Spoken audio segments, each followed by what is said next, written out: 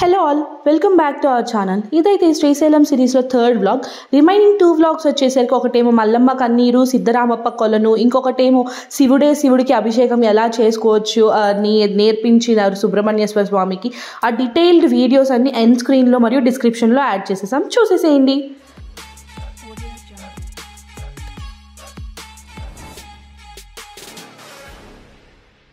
ఇవాళ వీడియోలో అయితే out of Srisailam within 5 kilometres మనం ఏం చూడొచ్చో చూస్తామన్నమాట. ఫస్ట్ వచ్చేసి అయితే శ్రీ సాక్షి గణపతి స్వామి టెంపుల్.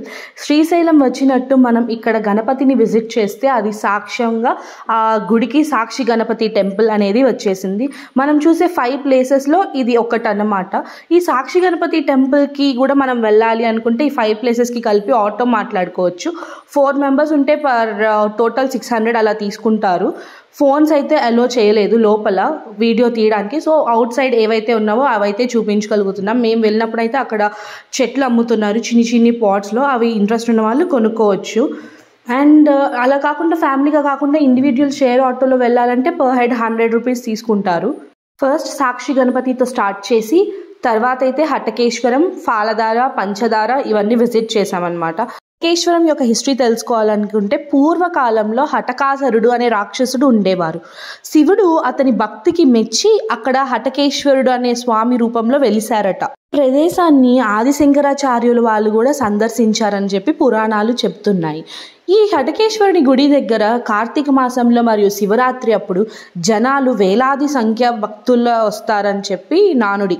దీంతో పాటుగా సుబ్రహ్మణ్యేశ్వర స్వామి వల్లి మరియు దేవసేనని ఇక్కడే కలిసింది అని చెప్పి పురాణాలు చెప్తున్నాయి.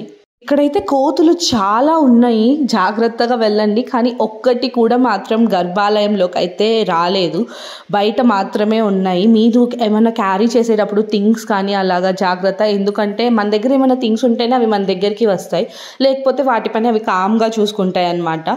నెక్స్ట్ అయితే హటకేశ్వరం దగ్గర నుంచి వాకబుల్ ఆపోజిట్లోనే మనకి లలితాదేవి పీఠం అని కనిపిస్తుంది అనమాట. ఇక్కడ మనకి లలిత అమ్మవారు ఉంటారు. అష్టాదశ శక్తి పీఠాల్లో అత్యంత పవిత్రమైన పీఠం శ్రీ లలితా త్రిపుర సుందరి దేవి ఆలయం. శ్రీశైలంలో మల్లికార్జున స్వామి వారితో సహా పూజార్హులుగా వెలిసే అమ్మవారు భక్తులకు అనేక వరాలను ప్రసాదిస్తుంది. శ్రీ విద్యా లలితా సహస్రనామ చండీ పారాయణ పూజలు కేంద్రమైన ఈ స్థలంలో పూజలు చేసి అమ్మవారి అనుగ్రహాన్ని పొందవచ్చు.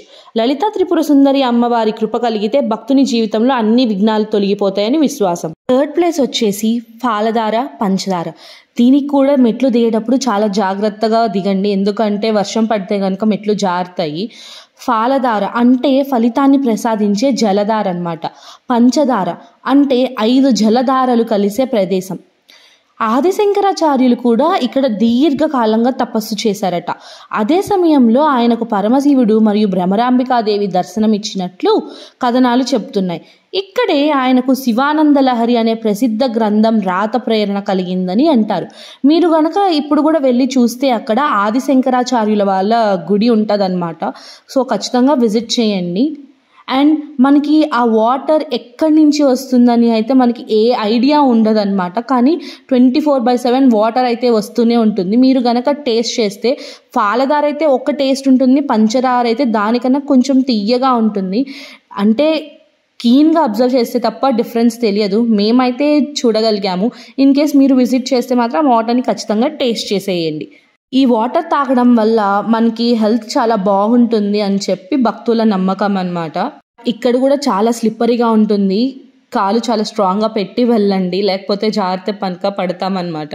మనం మెట్లు దిగి కిందకి వచ్చే లోపు మెట్ల మధ్యలో చాలా షాప్స్ అయితే ఉంటాయి. డిఫరెంట్ టైప్స్ ఆఫ్ గవ్వలు ఆర్ మనకి దొరికే డ్రై ఫ్రూట్స్ కానీ అక్కడ ఉంటాయన్నమాట. చూసి తీసుకోండి. కొంచెం కాస్ట్ అయితే ఎక్కువగానే ఉంటుంది, but if you are interested you could take it. Next వచ్చేసి శ్రీశైల శిఖరం. ఇది లాస్ట్ ప్లేస్. అంటూ ఉంటారు కదా, శ్రీశైల శిఖరం నుంచి మనం గనక గర్భగుడి శిఖర దర్శనం అయితే పునర్జన్మ అనేది ఉండదు అని చెప్పి. సో ఇదే అన్నమాట ఆ ప్లేస్ అయితే. అంతకుముందు అయితే ఆటోస్ పైకి వెళ్ళేవి కాదండి, ఇప్పుడైతే ఆటోస్ పైకి వెళ్తున్నాయి కాబట్టి మనం కొంచెం స్టెప్స్ ఎక్కితే సరిపోతుంది. సో ఎవరైనా పెద్దవాళ్ళు రావాలన్నా కూడా ఈజీగా ఉంటుందన్నమాట. ఇక్కడ నాకు తెలిసిన ఇంకొక విషయం ఏంటంటే పైన నందీశ్వరుడు ఉంటారు కదా, అక్కడ మనం బియ్యము, నువ్వులు 5 రకాల పదార్థాలు మనం గనక నందీశ్వరుడి దగ్గర వేసి మనం ఆ నందిని తిప్పగలిగితే కరెక్ట్గా కింద శివుడి విగ్రహం ఉంటుందంట. దాని నుంచి వచ్చే ఆయిల్తో శివుడికి అభిషేకం జరుగుతుంది అని చెప్పి అక్కడ ఉన్న పూజారి గారు చెప్పారనమాట. మాకెవరికైతే నందీశ్వరుడి దగ్గర నుంచి చూస్తే శిఖరం అయితే కనిపించలేదు, కానీ గోపురం మాత్రమే కనిపించిందండి. అక్కడ కూడా మనకి బైనాక్యులర్స్తో చూడొచ్చు, కానీ మేము వెళ్ళినప్పుడు అది ఓపెన్లో లేదు. సో మీరు కనుక వెళ్ళినప్పుడు ఉంటే ఖచ్చితంగా బైనాక్యులర్స్ నుంచి అయినా చూడడానికి ట్రై చేయండి. అట్లీస్ట్ నాకైతే తిప్పడానికి కూడా రాలేదు, వన్స్ ఆర్ ట్వైస్ తిప్పగలిగాను అంతే తప్పితే రౌండ్ కంప్లీట్గా అంటూ నాకైతే తిప్పడానికి రాలేదన్నమాట. ఇదైతే శ్రీశైలంలో మేము శ్రీశైలం బయట ఒక 5 కిలోమీటర్స్ రేడియస్లో చూసిన ప్లేసెస్. నెక్స్ట్ మేము డే 3 అహోబిలం, యాగంటి, మహానంది ఇవన్నీ విజిట్ చేసాము. నెక్స్ట్ వ్లాగ్ కూడా వచ్చేస్తుంది. Stay tune for that. And also thank you for watching. Please do like, share and subscribe for more. Don't forget to click the bell icon for latest notifications and updates